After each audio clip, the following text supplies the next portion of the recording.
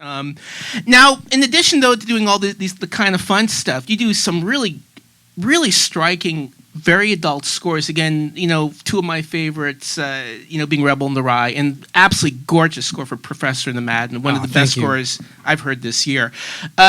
Where does this interest in the literary pedigree come in, and how do you turn that into music? Well, I was raised by a novelist. My mom wrote and continues to write fiction novels.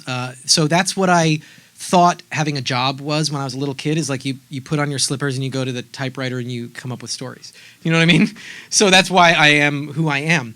So the opportunity to work on Rebel in the Rye immediately struck a chord with me.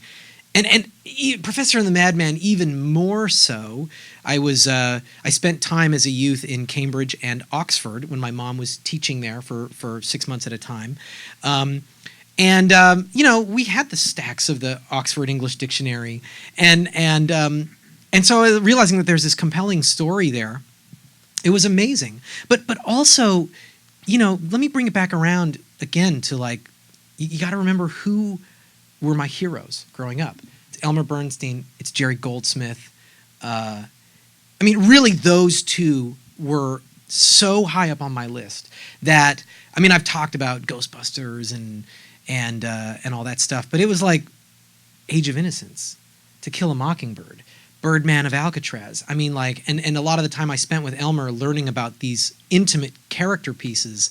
The ability to do that is something I always strive for. You know what I mean? Like it really wasn't just the big bombastic stuff that pulled me to the medium. It was doing these sort of intimate character pieces and historical pieces is just as important to me as doing Godzilla. You know what I mean? So those films, small as they were, I keep going this recurring theme. Like I score everything like this is it.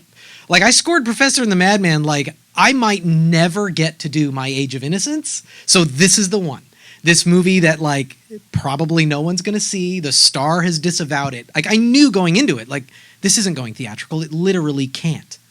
But it's a chance for me to paint something on this canvas, and I'm doing it for me, just to know that I can do it and to savor that experience, and just to hear you say that, like, it resonates with you. It's incredibly. I urge people to watch the film. It's amazing. Now.